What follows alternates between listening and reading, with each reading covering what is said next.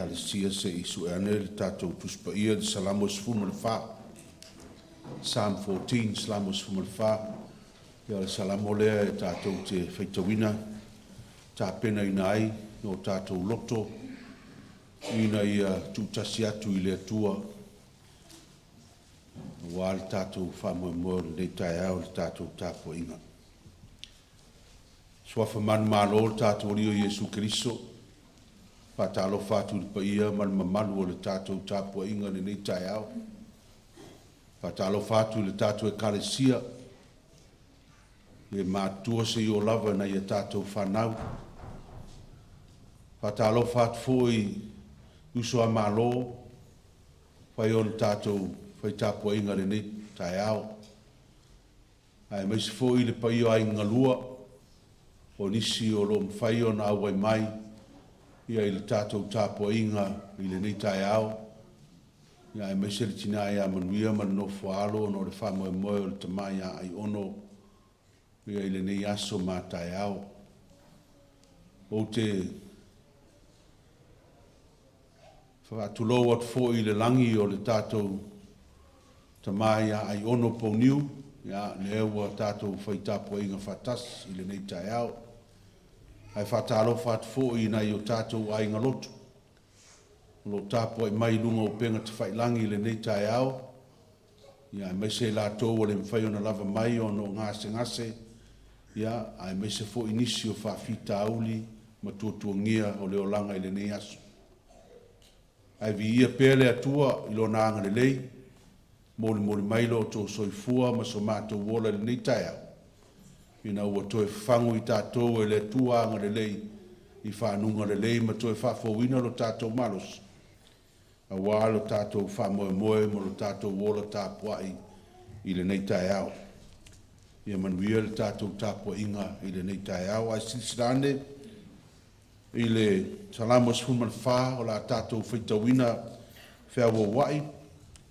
Le salamo sifunu wha e tai ala ai lo tātou whamoe moe ma tāpena I nai tātou mo le tātou tāpua inga.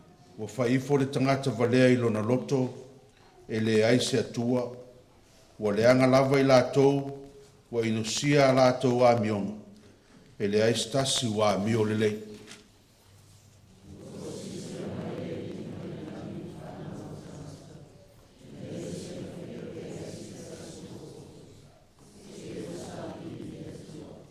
Wa lātou alo ese umalava, wa le anga whaatasi lātou, e le aise tasi wa mio le lei, e le ai lava stasi.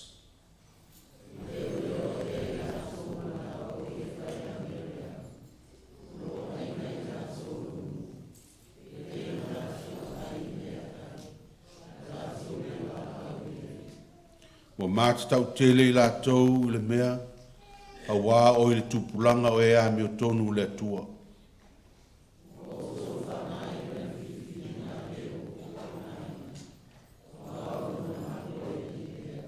Pai tau whātasi le fitu, e via I loa sena te au maia mai siona le whao tanga Israelu.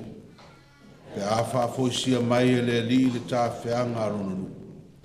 Ona oli ai lea o Iakopo e fia ai Jerusalem. O le a tātou tāpua. Yeah.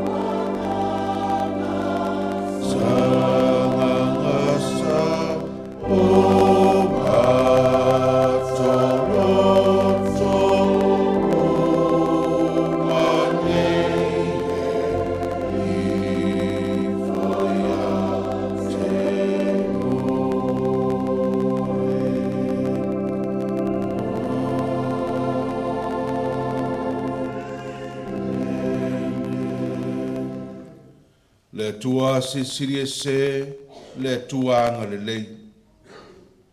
O uru fale mai lau whanau whatua tua, si ia e le taulanga o le viinga, ma le whamanu, ma le whanetang. Ma ua mātou pesfo i le nei tae ao le rie, le whanau nau ta inga i nei e tāpena ina o mātou loto, mō le nei tāpua inga.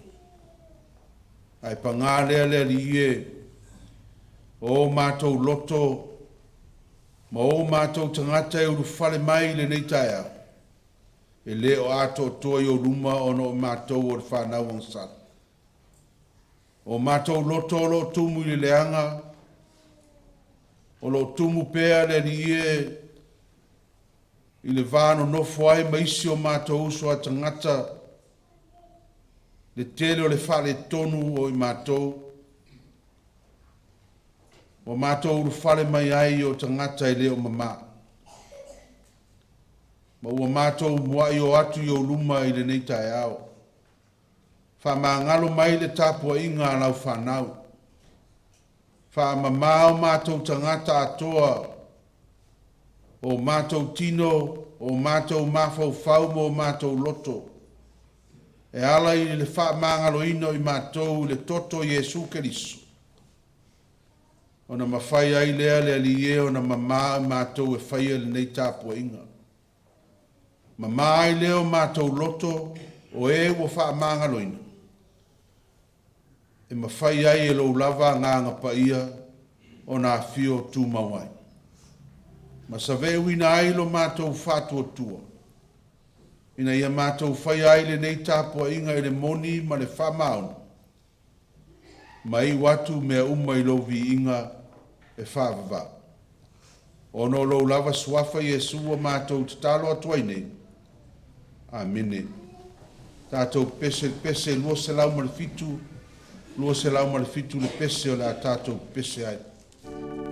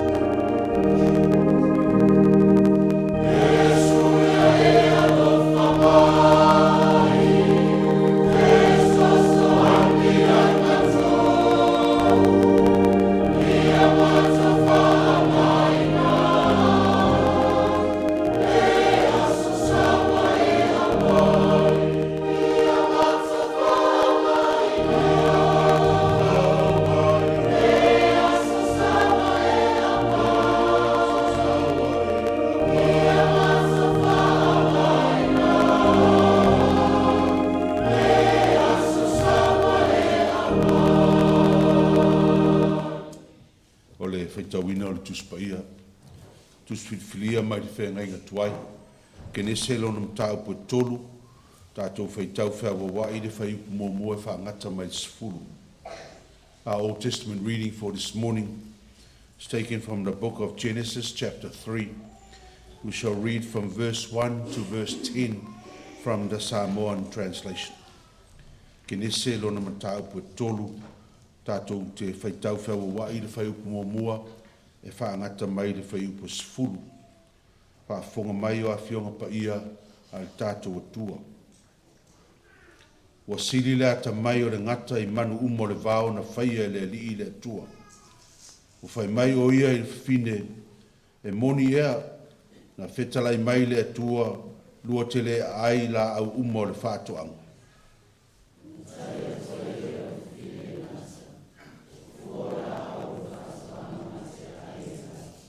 A le fua le la au I te tonu o le whātoanga na whetalai mai ai le atua. Aua mate ai ai. Aua fōi mate papai atu I ai.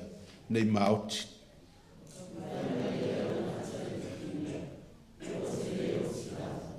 Aua wasila fia e le atua. O le aso lua te ai ai. E pulai o lua mata. O nā vea ai lea o lua e peini atua. O lo I loa le lei ma le leanga.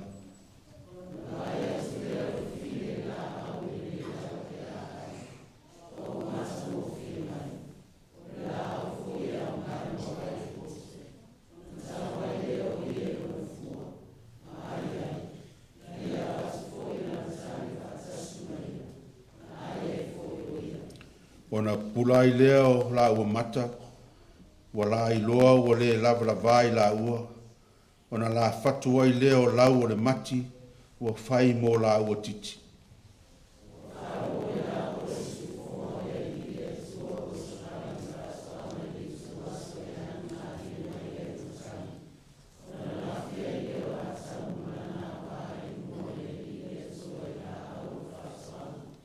Ona vala o atu leo le li le tua ia atamu, ua whape atu ia te ia, o whea o iai oe.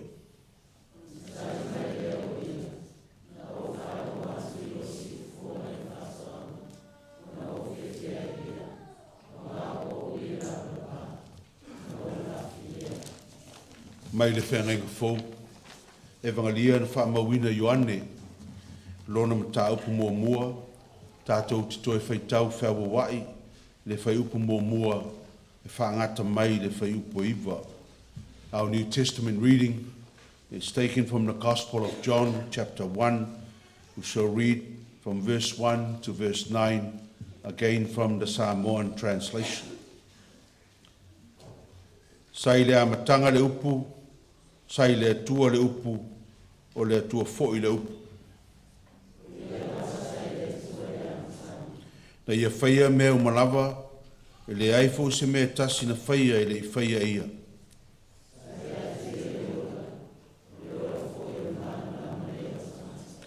Wa pula mai fōi le mana malama I le pōuri uli, ai le imanu malo I ai le pōuri uli.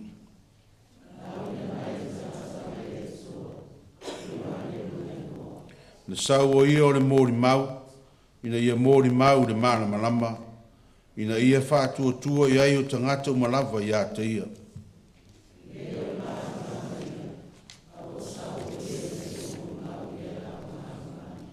Mari whai upo iwa.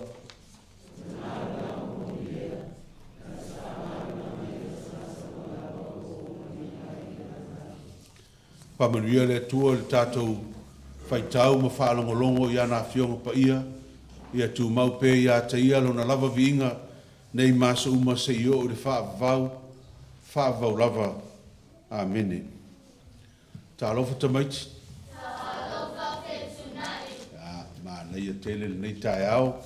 Whaafitai le tō whaamarolosi mai, o le ua mata o ngā pese mo le tātou la au Christmas. Mo le nei tausanga ia leo toi mau fua. Ke toi valu nai vai aso ia tātou au lia fua Christmas. Whaafitai ia tō le tō whaamaoni mai, I le tātou wa au ngā sā, I le asa ma le asa, ia mesi fo I mātua le lātou ngā rue ngā lofa, i o lo whaia mo o tau leo mai o tau leo ngā sā. Ia, tam whaila me whaistala mo tātou ia sā taitas. O le urutala o le tātou tala le lea sā. Wet pants. Wet pants. Ia, whaina whasa mo ina ia o lo fuai o su. Yeah. O le tātou tala. It's about a 9-year-old boy named Glenn. Now, Glenn was at school, sitting at his desk, and all of a sudden, there is a puddle between his feet and the front of his pants are wet. He thinks his heart is going to stop because he cannot possibly imagine how this has happened. It has never happened before, and Glenn knows that when the other kids find out, he will never hear the end of it. Glenn puts his head down and silently prays, "Dear God, this is an emergency. I need help now or I am dead, please." Glenn looks up and sees the teacher with a look in her eyes that say he has been discovered. As the teacher is walking towards Glenn, a classmate named Susie is carrying a goldfish bowl that is filled with water to the front of the class. Suddenly, Susie trips in front of the teacher and dumps the bowl of water in Glenn's lap. Glenn pretends to be angry, but all the time he's saying to himself, "Thank you, Lord. Thank you, Lord." Now, all of a sudden, instead of being the object of ridicule for what happened and being made fun of, Glenn is now the object of sympathy.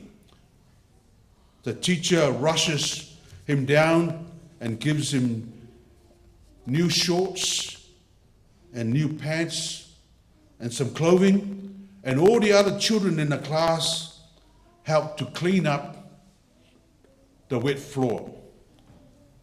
For Glenn, the sympathy was so wonderful. But the ridicule and the hurting words that should have been heaped on Glenn has been transferred to who? Susie. Poor Susie. Susie tries to help, but they tell her to get out. You've done enough. When school finished that day, Susie and Glenn were waiting for the bus. And Glenn walked over and whispers to Susie, "You did that on purpose, didn't you?" And Susie whispers back, "I wet my pants once too." O tātou tala nā tamait, it's a good story. But it's not about wet pants, even though that's the title of our story. But it's about how many people the question is, how many of you would transfer the ridicule or be made fun of to save a friend? Yo. E nisi o tātou e mawhai o nā whai se mea e play mai ai tātou se mea ina ia saunga le muai ma wane wha mai nai le siawo. It's not an easy thing to do. But Jesus did the same thing for us. Jesus was made fun of at his trial. And Jesus was made fun of when he was on the cross. He was ridiculed and made fun of in the resurrection. And even today, there's still a lot of people who still make fun of Jesus. But Jesus was made fun of so that he could save us and forgive our sins. Committee, don't make fun of those who are less fortunate than us or those who might have an accident. But I encourage you to brighten their days by doing something good to give them hope and a reason to live. Like I said, it's not easy to take the blame for something to save someone. But if you can do that, then you are the best friend that anybody can have. Ia manuia tele o tau whanau, o le alofa maleanga le lei o le atua. Ana tātou toe pese lua se lau tōs fulu, lua se lau tōs fulu pese la tātou toe pese ai.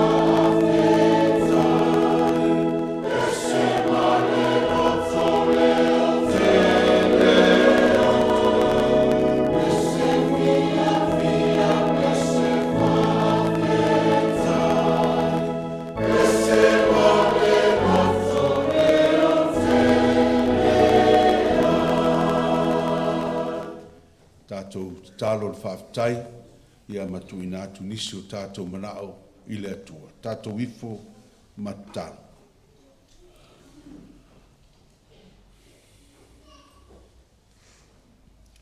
Le atua tō tasi pa iai.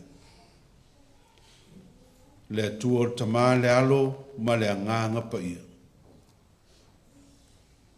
O la ua fio na e whaia le fōfuanga i le amatanga tau lava o lau upu o na iai lea. Na e whaia fō i tangata i lau whātus pa ia ma e tuina atu iai le mana vaola ai meise lau mea lofo le loto 48 le le. O le loto 48 le le le nā le ali ie le lava ua mātou iai le nei tae au ina ua fili le tangata lava ia e fo i mai e toe wha fo i le vi inga ma le whaftai a wale nā vai aso waru atu se i sula ina lo wa lofanga le lei ua mātou au lia i fo i le nei tae au fo le amatanga o le nei vai aso fo sa o le li e matau tia lo walofa ma lo wanga le lei lau whanau. Wa e wha maoni lava i lau whetalainga e te le tu la ina i mātou. Pe a mātou to e tō manatu le nava i aso ma o mātou wha moe moenga sa iai. O le tangata malana e maise na i o mātou waina. Le whenga iai ma whe au ma ngā ruenga ma sani, le whatu ainga tausi, ai meise le toe taliu atu ma le toe fui atu o whanau i alato wa o onga. Ai sāpa malu mai pēa i a te mātou, wha mai o lo iai pēa i le larolangu. Ai sa iai fo inisi o mātou ainga wha pēa le kāresia. Sa iai le pōngi sā ono le maliu maleoti. Au lea wa mātou iai lo mana malamba le nei tae au. Wa whafo wina pēa lo mātou malosi. Whātuma wina pēa lo mātou whatua tua. Ono lo lotolo toi i a te mātou. A wao la wa fio wa sili o na lata mai i a te mātou. I lo i mātou lava. Wa mātou langona ina ailo wha maru si au. Ai meise le li e lau wha mawhanwhananga i a te mātou. A o mātou iai teimi whainga tā o leo langa. I wha anoa noanga ma ti ngā ma whi tā. Ma maftianga ono le maliu ma leoti. Wha awhitai i lau tau singa. I nai o mātou a inga o lo whea ngai ma ti ngā ma whaingta. Ia manuia ma le no whaalo ma le ainga e maise i lātou o nai o mātou a inga o lo whai malanga i Samoa. A e le outua i lava le li e le whaalongo pē i tala i nisi fo i o a inga. Wa whape nā o na amia ma wha maro lo ina lātou ngā luenga o no le maliu maleoti. Ai wha whetai o lo maua pēi mātou le lotu tele o no lo whātasi mai. O lo iai pēa au wha manuianga e te leo tū lafo ina i mātou. Whaafetai le mautinoa ma le mana malama o la ua fio keriso. O lo mawai e mātou le mana malama e a ngai ai pē i luma i lou fina ngaro alofa. Ai meise lava le loto whaafetai i le telo au whaamanuianga o lo whaasoa mai a te mātou. A mātou whea ngai ai ma le telo whaafita auri ma whaingata. Ia e meise o mātou wha moe moenga wa e si la fia. Whaaftai lau ta mau ainga wa tele na wā. O lo lava pēa le whaasoa o tangata. E le aise mea o mativa ai I mātou le tino ai mese le anganga ma le mafaufau. O lo e whaoeina I mātou ma e whawai a te I mātou e tusai ma lo mātou mana. E whaatino I nai o mātou wha moe moenga le uma. Whaaftai lau tau singa I le kalesia nai o mātou tangata mātutua. O e ua whaano whale o no mai o le tino ma le lea ato toa le marosi. Ai whaaftai le foi mo vava I atu suru o le tino o lo whapenao na mafuta manisio I la tou le neitai au. O na ue whafo ina o lato marosi. Whapena foi o na mātou tāpuai whatasi ma inga. O wō mai masani I lautala le lei.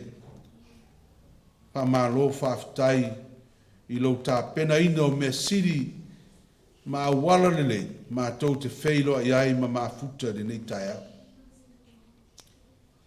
Whaaftai le lia I lau whamano longa inisio le kāresio lo whengai ma tonga whitinga tu mau I lewa yaso ma lewa yaso no mai o le tino.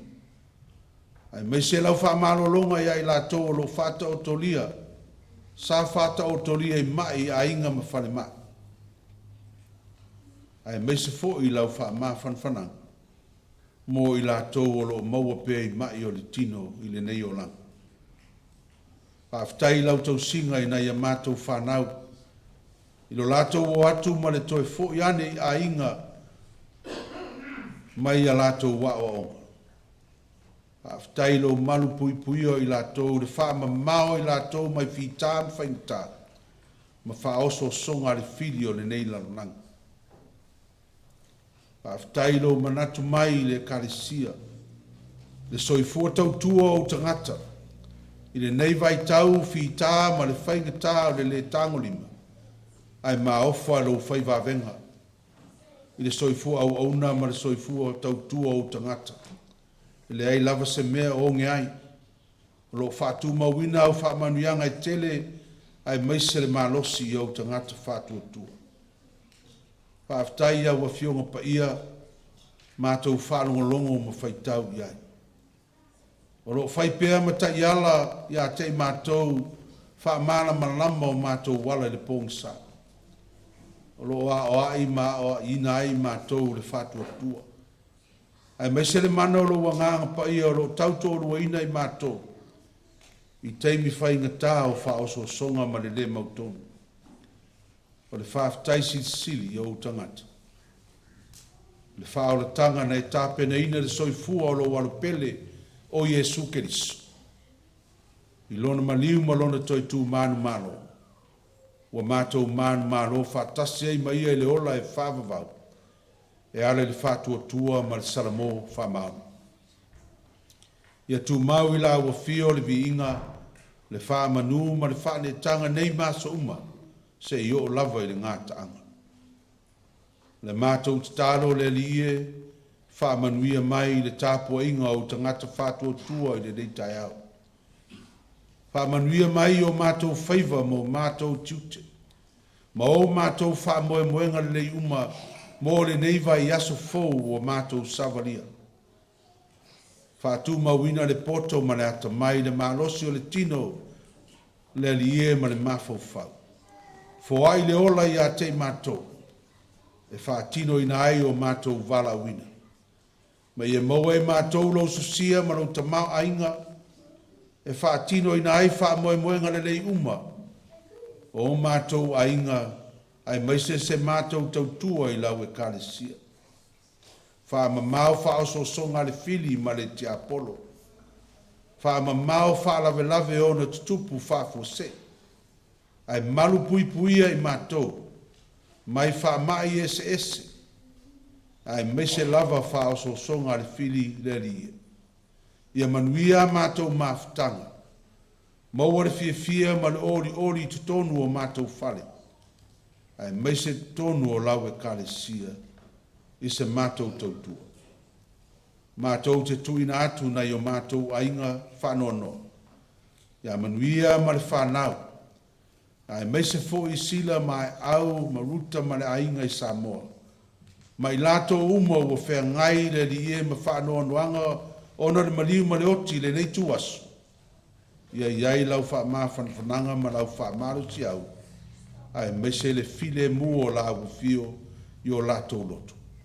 Manuia tā penanga mo wha moe moenga o toea taimi o le tamaia Aiono i lungo le lau ele le nei aso mātai au.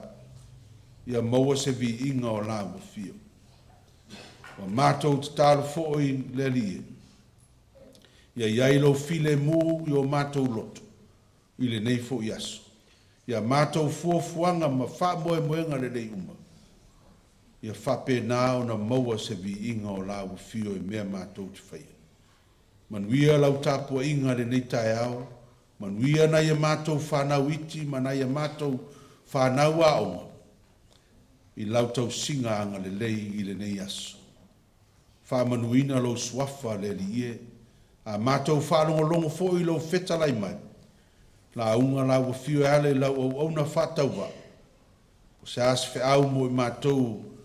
E taitaina ai lo mātou whamoe moe ma le mātou whainga malanga i le nei vai aso. Ia whai lea mauvi inga e whaavau. O mātou wala watu nei mea uma le swafo Jesu Keriso. Le na awa mai le taru. Lo mātou tamae o le langa. Ia pa ia lo swafa. Ia o mai lo malo. Ia whaia lo finangalo i lalangi e peo ni whaia langi. Ia e fo ai mai a te mātou le aso nei a mātou mea ai tau manaso. Ia e whamangalo ia te mātou ia mātou on sala. Peo i mātou fo i o na mātou whamangalo i nātou. Ie wanga leanga mai ia te mātou. Awa fo i e Taitaiina i mātou whaaso songa. A ie la vea ia i lātou ai leanga. Awa e ou le mālo mani mana. A toa mani vi inga e whaavaulau. Amen. Na tātou tāpua i ala le tātou fua.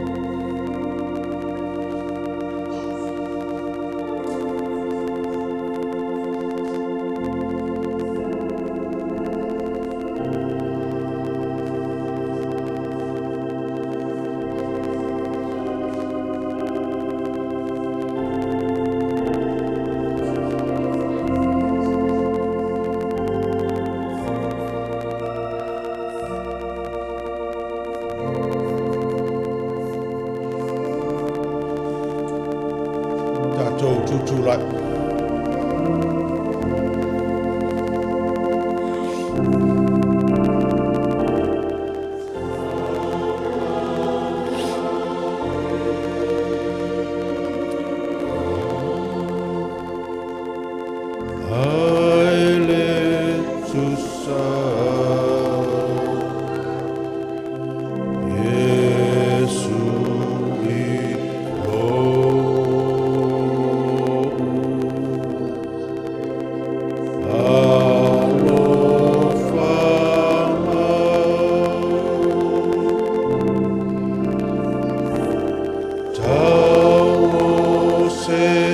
me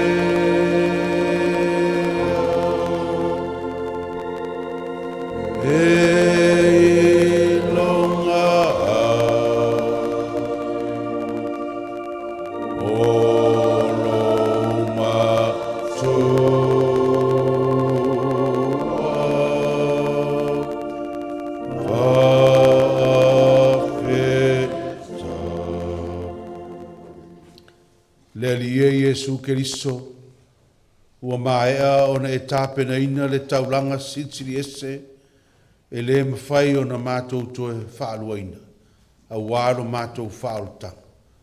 Tau lavo se meilo ngāilo mātou loto whaafitai, ona o lea whaalutanga, wa mātou toe ofo i nā tuai nei tupe, whaatasi mō mātou tangata e ui na mātou whatau waa, ma lea atoto, mō la wa fio malau ngāruenga. E te talia ina mai le mātou foai mai mātou, ma e whaapa ieina, ma e wha manuia mai i lou lava alofa tūnoa. Ono lou lava suafa Iesu a mātou talo atuai nei. Amene.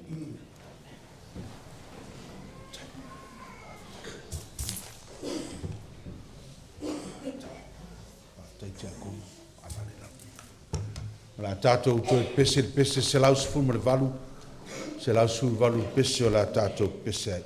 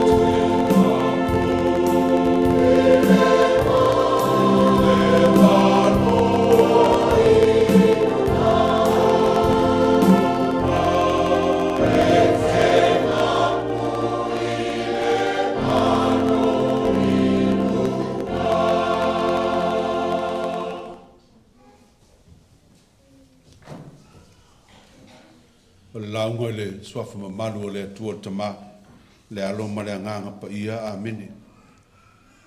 Mo o le matua mo le wha mo le nei tae au tu sawhai tawina mai le whengeng tuai ke nese lo na tau pa tolu pia wha ngā ina le whai upo iwa ma le whai upo sifuru o te whai tawina. O na wala watu leo le li le tua i a atamu ua whape atu i a te ia o whea o iai oe. O na tali mai le o ia na o whaalongo atu i lau siu fonga i le whaatoanga na o whewhe ai lea. A wāua o le lavalava o na o lafi lea. But the Lord God called to the man and said to him, "Where are you?" He said, "I heard the sound of you in the garden, and I was afraid, because I was naked, and I hid myself." Wo whaangaina le manatu o tua lau leo le nei vai aso. O no se vai aso lo tātou whea ngai pēr, ma le tele maftianga, ia e meise fo i ti ngā o le nei o langa. O le manatu o tua launga o le tua saili, God who seeks. A tātou whaitau manino le tuspaia. O na tātou ilo ai lea e muli ai o na saili atu le tangata i le tua. Ai ua levo anu mua i saili mai le tua i le tangata. Ma lo manino lava le manatu le whetalainga i Iesu fai mai a wā ua sau le atali o le tangata saili mwhaola i le na nei loa. Le wha moe lava le atasi na toi wha manatu e Iesu i ona soo i le lātou tāle soanga mun muli whetalai ai Iesu ua le filifili au e o tō. A ua filifili o tō ea. O le saili mai o le atua le tangata na wha maite e le atua. I lona alofa muti vale. Ina ua tuli e seina le luai tangata mai le whaatoanga i e tena ina ua angsala. Le whaatoanga na whetalai le tua ua le lei. Ma le wha moe le ai se le anga e iai. E ola fia ma ola ai whaavavau le tangata whaatasi ma le atua. E pule ai le tangata ma wha o ngā le whaatoanga e ola ai. Se i vangana ai le la au e lo ai le lei ma le leanga e sā ona ia aia. E wha o ngā i ai le mea alofa le atua wa le tangata o le loto fuatia ifo e fili ai le lei. Pe ona whaia e le atua e tena. Ai peitai wa tātou loa na manu mālo lava le leo le te apolo i lo le musunga le atua. Ma whātino ina ai le tangata i lona loto fuatia ifo, lona free will, e fili le angsala. Ma whaaleanga ina ai le fōwhanga le lei a le atua. O le mori maua tu stalo kenese, wa ai eva matamu le fua la au fasa aina. Ona pupula ai leo la ua mata wa la ai loa wa le lavrava. Ona la fatu ai leo la ua le mati wa fai mo la ua titi. Wa la lafi la ua mai le atua. A o le atua sa ili wa sa ili ifo ya atamu ma eva. E mai le fasiria le atua ya atamu. O fe o iai oe. Ai tali atamu na o whaalongo atu i lau siu fonga i whaatoanga o na o whewhe ai lea. O wāua o le lava o na o lafi lea. Ua toi whewhe ai sea. Whewhe na ua maua le ova. Whewhe le consequence. Whewhe le whaasalanga o na ua leu sta. Maua a vea le whewhe o atamu. Ua so ai ma le leu stai. Ua so ai le leu stai ma le pepelo. Ai whawhatu ai tua ma le sio. I le sa ilia o se alofanga. Ia aua nei tua ina le anga sala i ate. Mai atamu i le tua e leo a. It's not my fault. it's the woman's fault. She gave me the fruit to eat. A typical man response, aia. Ai whaamoe atu fo ia Eva. Whaamoe atu ia Eva e take ownership o le angsala. Ai sisi o fo Eva ia matua i le ngata. Toe lava a whaapea mai Eva. O ele atua na mafua i le angsala. Ona na e whaia le ngata. Ma o le mai lava lea o le tangata e o mai lava i o tātou fo i aso e le uma. O le le mawhai o le tangata o ni e tau tino o ia wa se. Ai si o ma si. Su e se arofanga i a uane i tua ina. O le mawhai o le tangata o na tau tino o ia na mafua ai o na urufale le anga sala i te tonu o le fofuanga le tua. Fofuanga whai mai le tua ua le le. Ma o le tau i o le anga sala o le oti. E toe fo i lava le tangata i le ele na whai ai o ia. O na turi e se mai lea mai e tena. Wa ati ma le a le pongai o le leanga. Mai e tena se i aistein. Ai le tu la fo ina le tua lan tangata. Sa muri ai le tua ma va ai pe i loa le tangata salamo ma fato ese ma toe foi mai le tua. I lona loto fuotia i fo le. Ai peita. Wa sila atu le tua. Wa sua malia i le tangata le angsala. Wa faa popo atu iai ma le angsala o le fasio tangata.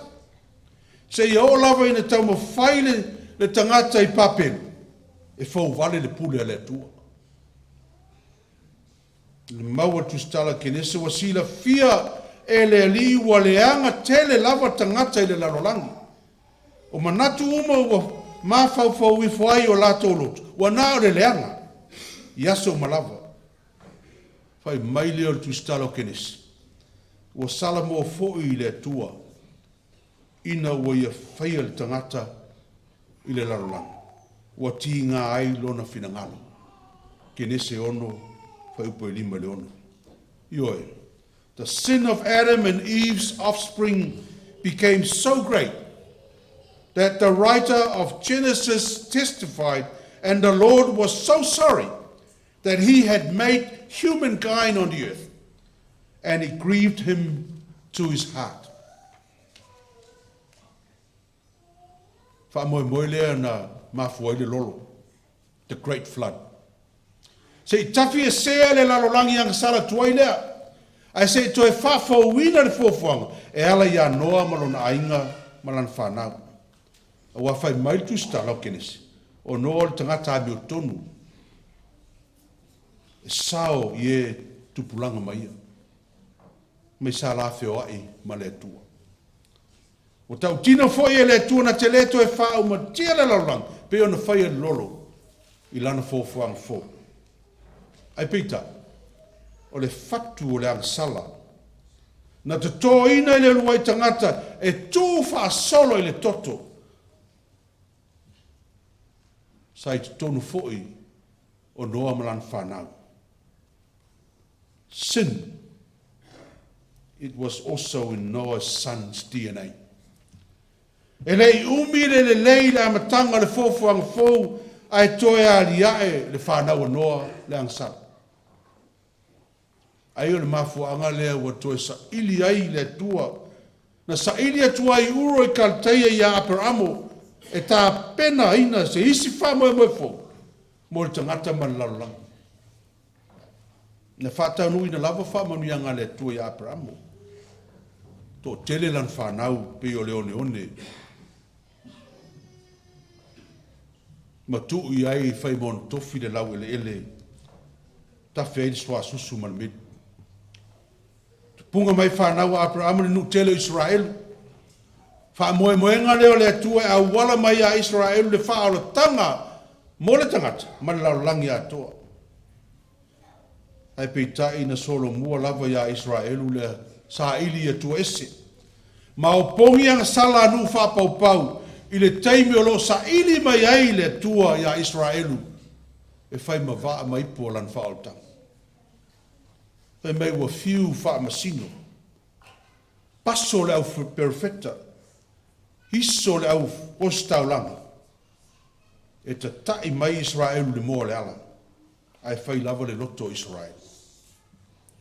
Whai mai na au lava le tā ma le sasa le atua i lona nu.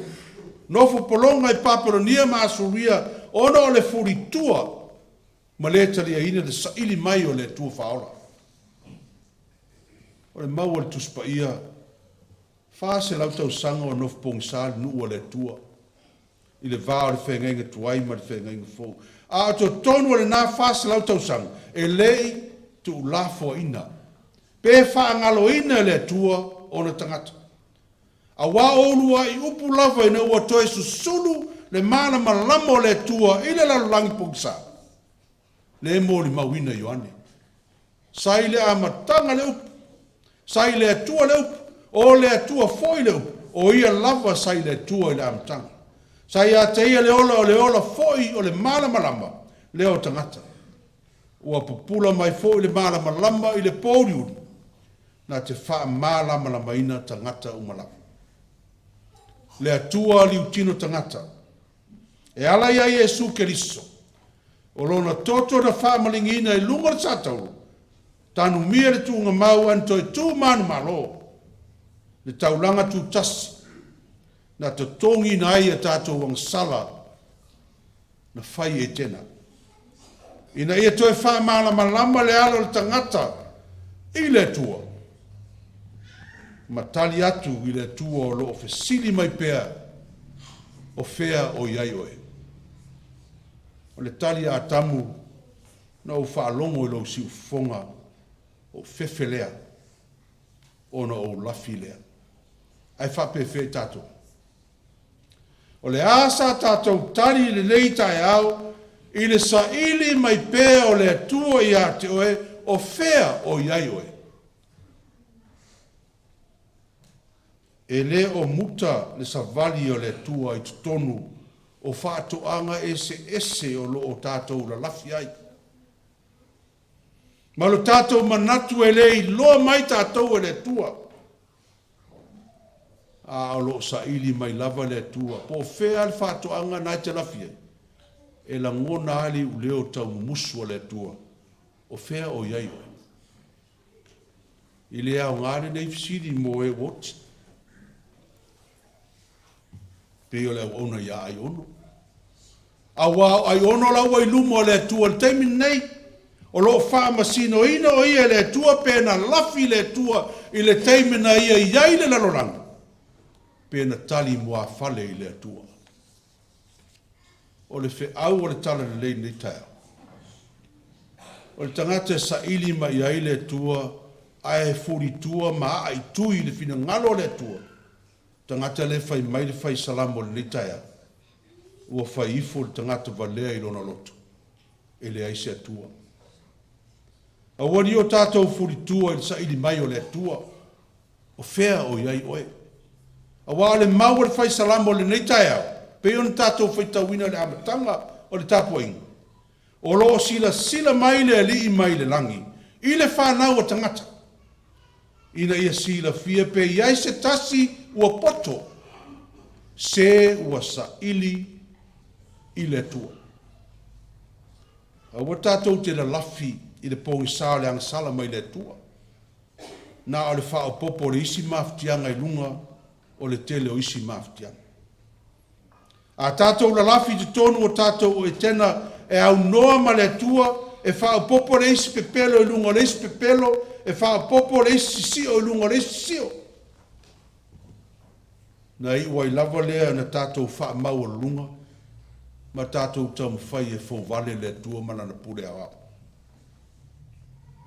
A le mea siri na lea. O le ma whai o na uwhiti o le mata ngā, o le tātou mativa ma sai. Wo lava i la e o wha manuianga le tua sa tātou tiua. Wa ave sea fa pei tātou a tamu ma ewa wale lavlaba.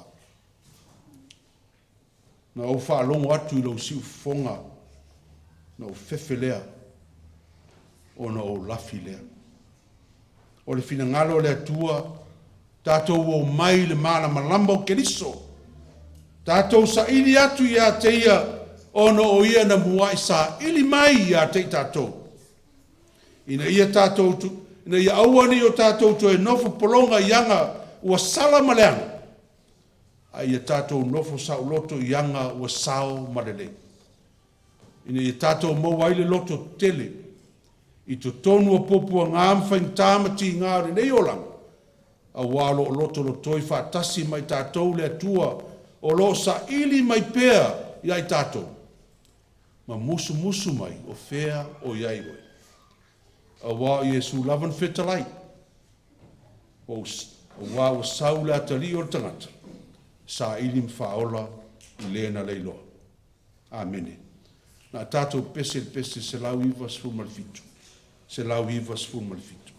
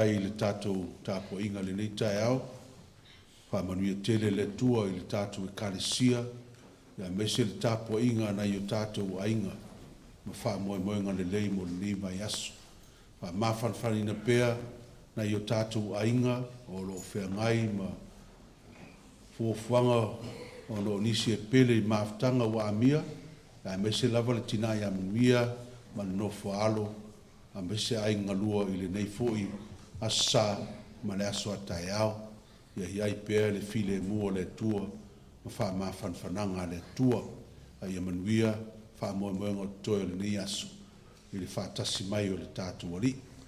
Tātou whai u talo, o le manuia ma le file mua, o la wafio le tua le tama, le alofa sinsi le eso Iesu Keriso, lo mātou ali whaola.